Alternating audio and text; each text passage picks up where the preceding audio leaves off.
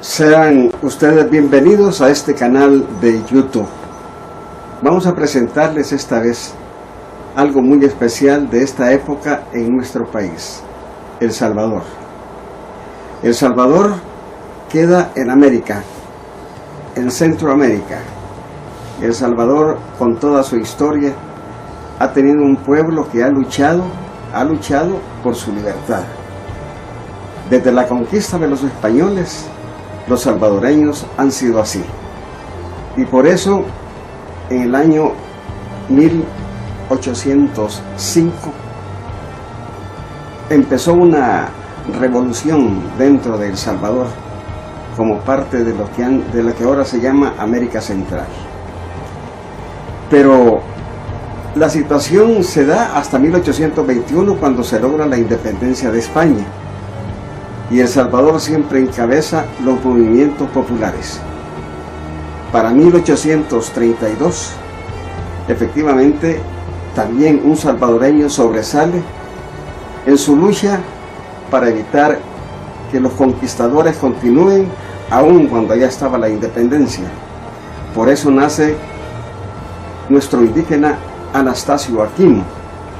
Precisamente este indígena que nace aquí en nuestro país comienza su lucha para defender al pueblo náhuatl de esa época, y entonces comienza su lucha contra el ejército que cuidaba en esa oportunidad el Estado salvadoreño.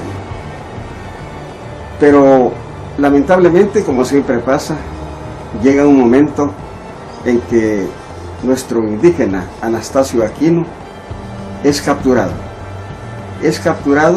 Es asesinado por los conquistadores, y también le es cortada la cabeza para mostrarle al pueblo de que no debe luchar por la ocupación que existe en ese tiempo. Esa es la verdadera lucha del pueblo salvadoreño a través de los años. Pero de esa época, 1832 a 1932, hay 100 años. Y otro indígena nace para tratar de luchar contra un primer dictador que tuvo El Salvador, como fue el general Maximiliano Hernández Martínez, que implantó una dictadura a partir de 1932.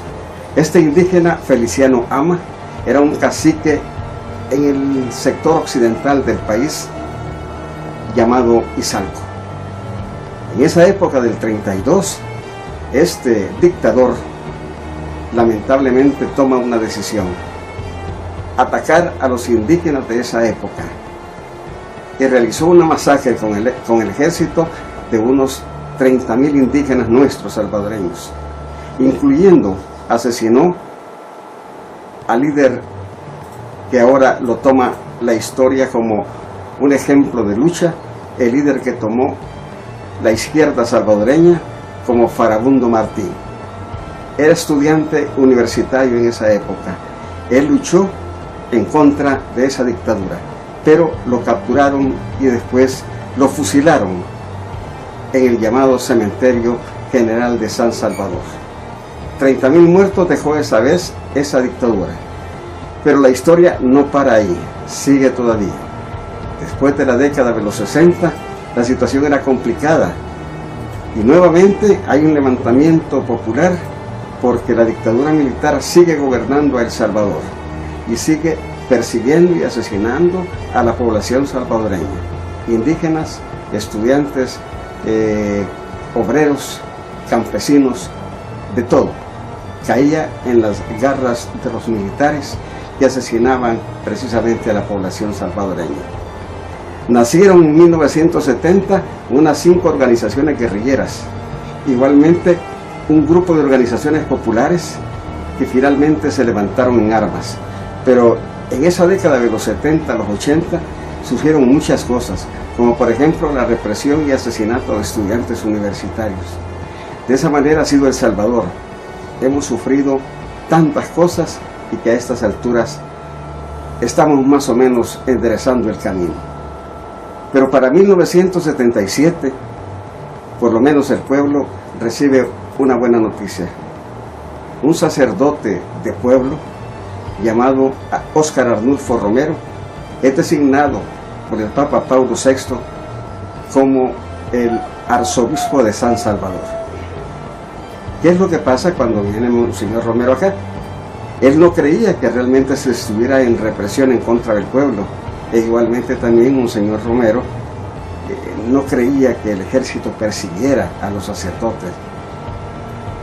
Pero entre ellos había un sacerdote que cuando Monseñor Romero ya ocupó el cargo de arzobispo, él le decía la verdad. Era el padre Rutilio Grande. En parte le creyó, pero le vino a creer Monseñor Romero al padre Rutilio Grande cuando el ejército ordenó asesinar al padre Rutilio Grande en una ciudad al norte de San Salvador. Pero antes de él ya habían asesinado a otros sacerdotes. En total, hasta 1980, habrían asesinado más o menos unos 9-10 sacerdotes, los escuadrones de la muerte que estaban aquí ajusticiando al pueblo durante estos años de conflicto. En 1979 al 80 se da un golpe militar y entonces la situación se complica más para los salvadoreños. Llegan nuevamente los militares, pero esta vez ya el pueblo está cansado de tanta represión y piensa ya levantarse en armas definitivamente, formando un ejército guerrillero que combata abierta y efectivamente al ejército salvadoreño y también a la ayuda que brindan los norteamericanos a este país, a los militares. Pero en ese año de 1977 llega Monseñor Romero, pasan tantas cosas en esa época y es amenazado a muerte. En 1980 Monseñor Romero es asesinado. ¿Cuándo fue asesinado Monseñor Óscar Arnulfo Romero? El 24 de marzo de 1980. Un día después que el arzobispo diera un mensaje de desobedecer las órdenes de matar que dio a los soldados y a los guardias nacionales para que no siguieran asesinando al pueblo. Este comando de los escuadrones de la muerte era dirigido por el ex mayor del ejército Roberto Daguizón, que también fue el fundador del partido Arena en la década de los 80.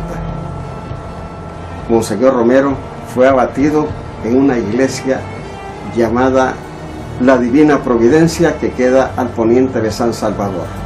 Allí un tirador llegó por la puerta principal y desde esa distancia hasta el altar donde estaba Monseñor Romero, le disparó directamente al corazón, matándolo de un solo disparo. Monseñor Romero cayó y ahí empezó la problemática para El Salvador, porque ya todos veíamos vislumbrar una guerra civil entre la guerrilla, los grupos guerrilleros y también el ejército salvadoreño ayudado por los Estados Unidos. Esta historia es bien amarga en nuestro país. Toda esa guerra provocó unos 80,000 muertos y lamentablemente fueron provocados por los escuadrones de la muerte, que asesinaban a mansalva a todos los salvadoreños, jóvenes estudiantes, mujeres, hombres, ancianos y de toda naturaleza eran asesinados por los escuadrones de la muerte. Pero esa década de la guerra nos sirvió para bastante, para tratar de ir formando ya la base para que nuestro país ya en el futuro no hubiese ese tipo de dictadura militar y que solamente prevalecieran los presidentes civiles y no militares. Pero a pesar de todo ello, la situación se complica a estas alturas. Menos mal, en el caso de Monseñor Romero se recuerda todos los años, y precisamente fue en el año de 2016 cuando el Papa Francisco da la noticia más grande que han recibido los salvadoreños. Precisamente fue convertir a Monseñor Romero como beato de la Iglesia Católica. Ya posteriormente sería la canonización que se espera en estos días. Pero Monseñor Romero fue beatificado aquí en San Salvador y precisamente fue en una plaza que es un símbolo para los salvadoreños, que se le llama el Divino Salvador del Mundo. En ese lugar vino un enviado del Papa que se tomó pues la beatificación de Monseñor Romero. Y casualmente, como por milagro, en el sol, eran horas del mediodía, aparece un halo en el cielo junto al sol, precisamente en los momentos que la Iglesia del Vaticano beatificaba a nuestro arzobispo Monseñor Óscar Arnulfo Romero. Y en nombre de este sufrido pueblo, cuyos lamentos suben hasta el cielo cada día más tumultuosos, les suplico, les ruego, les ordeno en nombre de Dios, cese la represión.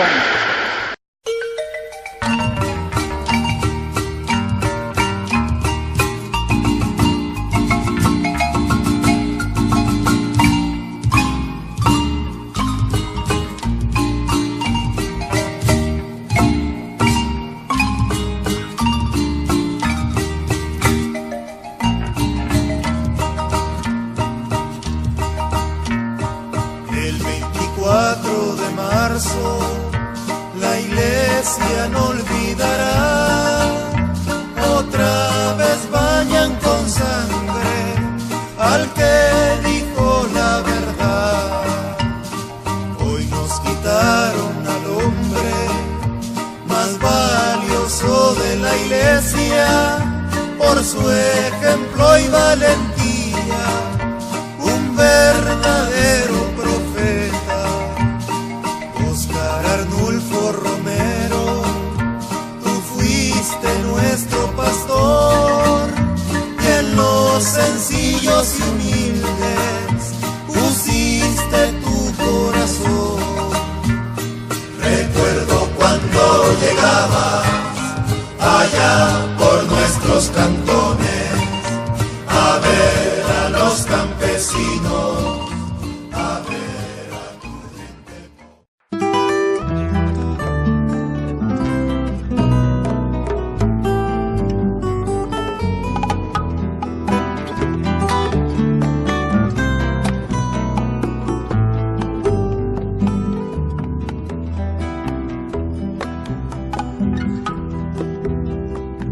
Por esta tierra del hambre yo vi pasar a un viajero, humilde, manso y sincero, valientemente profeta, que se enfrentó a los tiranos para acusarles el crimen de asesinar a su hermano, para defender a los ricos.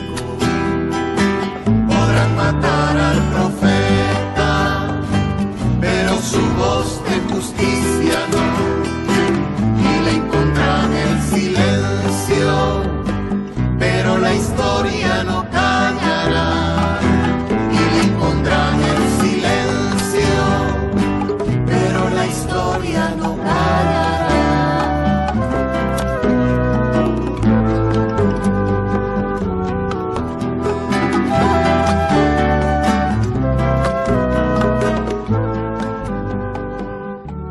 Monseñor Óscar Arnulfo Romero, como arzobispo de San Salvador, durante su vida visitó cantones, caseríos y pueblos de nuestro país, cercano a nuestros campesinos, a nuestros obreros, a nuestros trabajadores. Monseñor así actuó de esa manera. Por eso el día de su muerte, el 24 de marzo de 1980, fue día lunes, el pueblo entristeció y lloró.